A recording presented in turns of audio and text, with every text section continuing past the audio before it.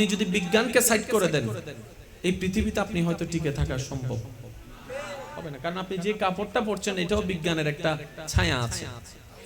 তাহলে সারা বিশ্ব এখন নিয়ন্ত্রণ করছে কে? বিজ্ঞান।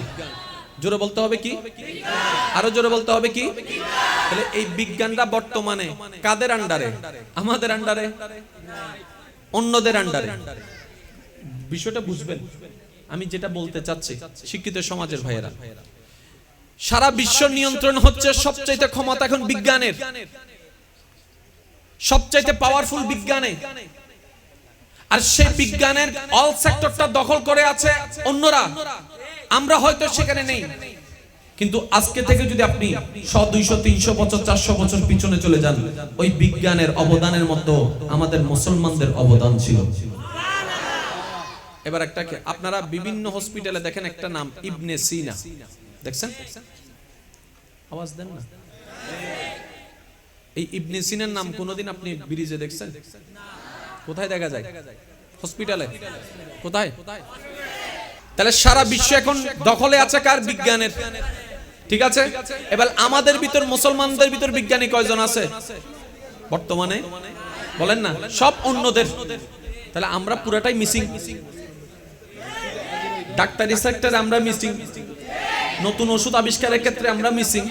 কিন্তু আপনি যদি একটু খেয়াল করে দেখেন, অধ্যয়নে যদি আপনি সময় দেন, তাহলে দেখবেন উন্নত চিকিৎসার ক্ষেত্রে যিনি সবচাইতে বড় অবদান রেখেছেন তার মধ্যে একজন হচ্ছে নাম ইবনে সিনা। ইবনে সিনা যেটা অনেক বড় একজন বিখ্যাত আলেম ছিলেন, গবেষক ছিলেন, এবং সেটা মুসলমান ছিলেন। বীজগণিতের যে সূত্র a plus b whole square is equal to a square plus twice ab plus b square, যুবক ভাইরা আওয়াজ দিয়ে বলেন, এই গণিতের ভিতরে বীজগণিত আছে নাকি নাই? পাটিগণিত, ত্রিকোণমিতি, পরিমিতি, জ্যামিতি, এই চ্যাপ্টার গুলার মধ্যে বীজগণিত একটা অন্যতম। এই বীজগণিতের যিনি জনক, যাকে আল জাবের বলা হয়, ইনি হচ্ছেন আল জাবের, যিনি মুসলমানদের একজন বড় গবেষক ছিলেন। আমাদের একটা সময় ঐতিহ্য ছিল যেটা আমরা হারিয়ে ফেলেছি। এবার জগৎ বলে তোমাদের কাছে কোরআন আছে, যেই কোরআন জালিকাল কিতাবুল লা রাইবা ফি, যেই কোরআন হচ্ছে আল কোরআনুল হাকিম। এমন একটি কিতাব থাকার পরও অমুসলিম জাতি তোমরা পিছাই পড়লা কেন? এবার মুসলমানরা ভাবতে লাগলো, কোরআন থাকার পরও তো পিছাই পড়ার কোনো প্রশ্ন আসে না। নবী রাহমাতুল লিল আলামিনের মতো একজন টিচার থাকার পরও পিছানোর তো কোনো প্রশ্নই আসে না।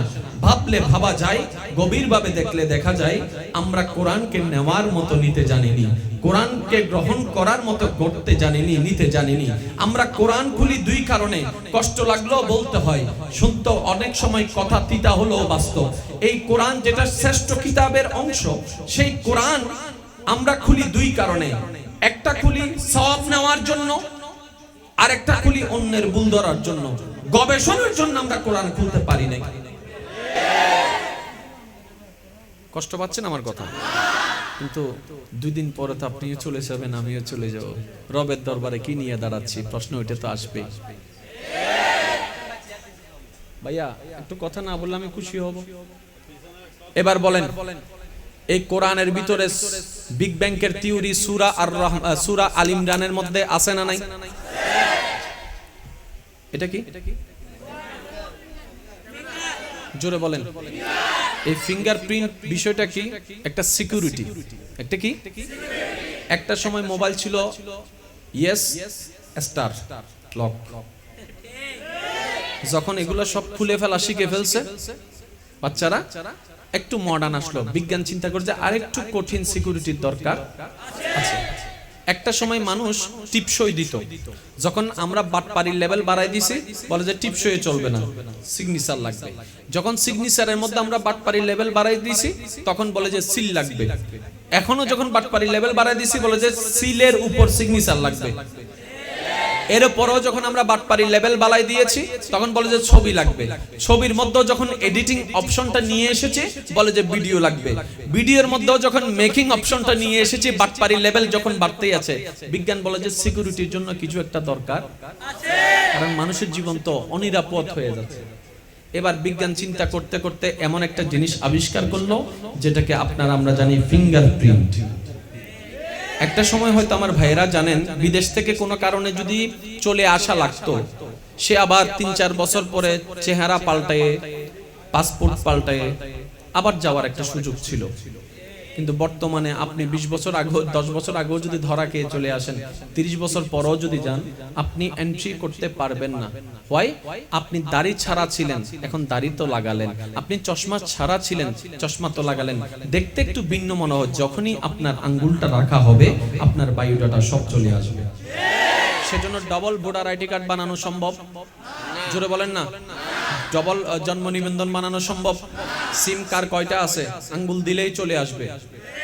এখন আর বাটপারি করার তেমন সুযোগ। এটা আমরা পাইলাম কার অবদানে? বিজ্ঞানের অবদানে।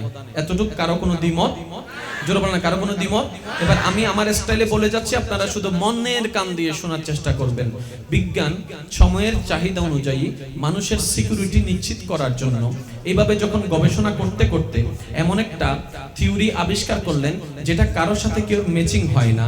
চশমা ম্যাচিং হতে পারে, চেহারা ম্যাচিং হতে পারে, আনুমানিক প্লাস্টিক সার্জারি করাতে পারে, কিন্তু এই অথেন্টিক ভাবে এই সিকিউরিটিকে নিশ্চিত করার জন্য বিজ্ঞান এমন একটা থিওরি আবিষ্কার করলো যে ফিঙ্গারপ্রিন্ট। কারণ ছেলের সাথে বাবারটা মিল নাই, বাবার সাথে দাদারটা মিল নাই, দাদার সাথে নানারটা মিল নাই, নানার থেকে চাচারটা মিল নাই, বড় ভাইয়ের সাথে ছোট ভাইয়েরটা মিল নাই, স্বামীর সাথে স্ত্রীরটা মিল নাই, তাদের মাধ্যমে হওয়া সন্তানের সাথে মা বাবারটা মিল নাই। বলে যে এটাই সবচাইতে উপযুক্ত হতে পারে। এবার বিজ্ঞান সেটা আবিষ্কার করে বুঝার জন্য বলছি।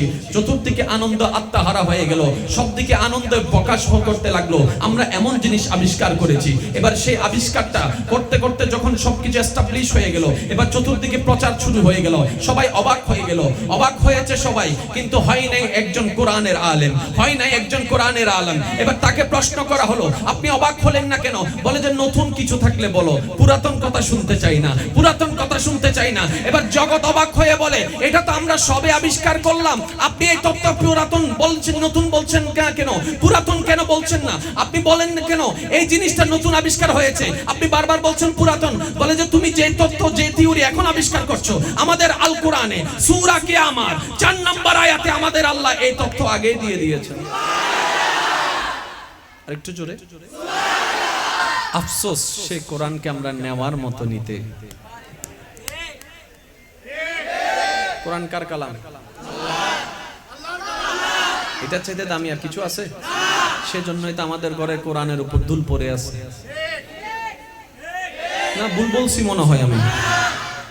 আমরা কোরআনকে যদি সত্যিকার নেওয়ার মতো নিতে জানতাম, আজকে কোরআনের গায়ের উপর ধুল পড়ে থাকার কোনো প্রশ্ন ছিল না।